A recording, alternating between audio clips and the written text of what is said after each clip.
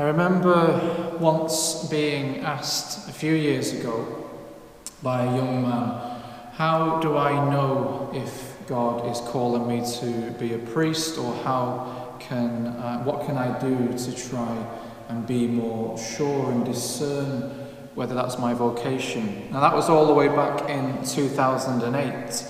I had just been accepted as a seminarian, so to begin my journey of formation towards the priesthood, and we were in Sydney at World Youth Day, the big gathering for all young Catholics around the world. And to be honest, I felt a bit out of my depth trying to answer that question. After all, I wasn't an expert still, I'm not an expert, but I thought I'd just tell him what helped me. So back then, what I did was start to pray more, basically. So there were a few things I did. The first thing was I would spend more time in front of the Blessed Sacrament. And so I'd go to the Hidden Gem Church in Manchester at lunchtimes and spend some time there. And when I first went, I would fill the time, so to speak, because I was unused to that type of prayer. I would fill it with devotions and my own prayers and words and stuff. But as I gradually got used to just spending the time sitting still, I realised that that's what it's all about. Prayer is spending time with God, sitting and trying to listen to what He's got to say to us. So that's the first thing I advise him to do, just deepen his prayer life that way and try and listen to the voice of God.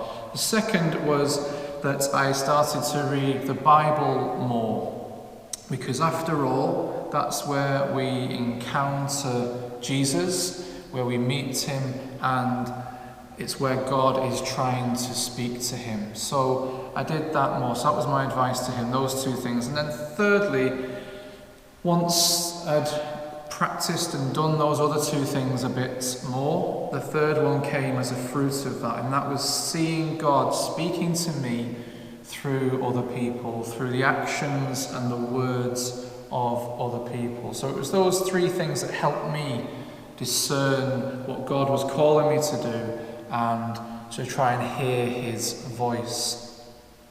So that's all I told this young man what to do. Now, that young man is now a priest, and he is serving God's people in the best way he can. But even if he hadn't become a priest, hopefully that advice that I gave, and again it was probably God working through me, I now realise that advice still holds true for anyone. Because if we want to hear God's voice in our life, if we want to know God's voice, then those three things are amazing for us. Because after all, that's what today's gospel is about.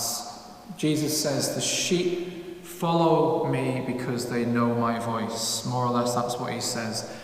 How do we know the voice of Jesus? Because in our world today, in our lives, there's so many voices competing for our attention, so many distractions, so many different messages that we get. Even in this time of a pandemic, we'll be getting messages from all corners of the world, all different types of people, one telling us one thing, one telling us another. How do we sift through all that and hear the voice of Jesus? Well, hopefully it's those three things that I mentioned earlier that I did, trying to hear God's call for me.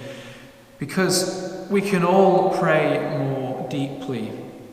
We can start to spend more time just with God, just being with God, to try and listen to his voice. And you may say, well, nothing's happening in that time. I can't hear God's voice. It feels like a waste of time. It feels dry. Nothing is going on. Well, that's a common thing as well. But what I'd say to that is, without realising it sometimes, later on in our lives there'll be a time when we know God was there with us or is with us all the time. Something will happen in our hearts. We'll find some unexpected strength in a difficult situation, in a challenging time. And I also say to people, if they're worried about nothing happening in their prayer, because that is basically my prayer life most of the time, it's most people's prayer life, at least that's what we feel if we're trying to feel things. I notice more when I don't pray. Life isn't any easier with prayer, but I notice that when I do neglect my prayer and I don't pray, life is just that bit harder. You notice it more when it's not there, that discipline, that great support. So that's the first thing that we do. We have time now to deepen our prayer lives and sit and listen for God's voice, Jesus' voice. The second thing, read the Bible. As I said, it's God speaking to us through those pages. I would say my advice, maybe my suggestion would be to spend more time reflecting on Sunday's readings, or if you have access to them, the weekday readings, the readings that we have at daily Mass, or if you want to go another step further, maybe you could even read a gospel cover to cover in one go. I would say start with Mark's Gospel because it's the shortest. You could do it in a couple of hours.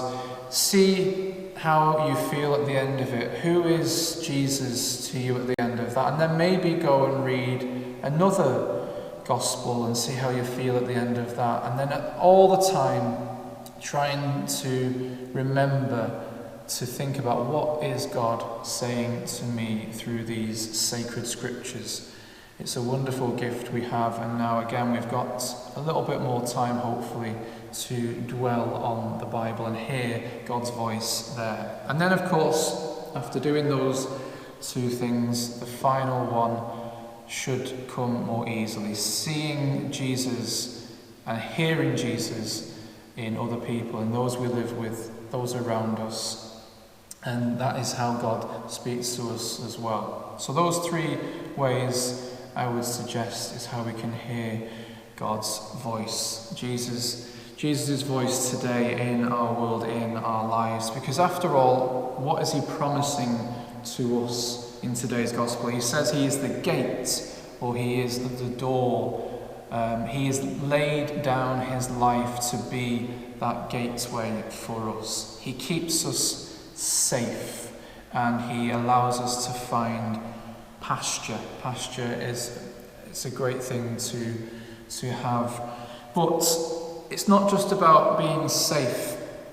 He also offers us life, and life to the full. Now, I don't like that translation, I have to admit. To the full kind of does it a disservice. The word actually means more like super abundantly, or more than enough. To the full thing feels like it's a limit, but God is offering us even more. So super abundantly enough. When they said that Jesus keeps us safe, he doesn't magically take away a crisis or a challenging thing or suffering in our lives, but what he does do is he offers us this gift, this strength, this more than enough strength, this superabundant strength to be able to face anything that comes our way, no matter what is thrown at us. That hope, that gift of faith, that eternal life that we're called to, the life in heaven with God and all the angels and saints. That's the hope that we think about in the future, but it's the hope that gives us strength. Now that's the life, the comfort that Jesus is offering to us today. And as I said, how do we achieve that? How do we reach that and recognize that in our lives? It's by hearing God's voice. So I just ask you today, spend more time in prayer, spend more time reading the Bible, and then hopefully you'll be able to spend more time seeing Jesus in other people.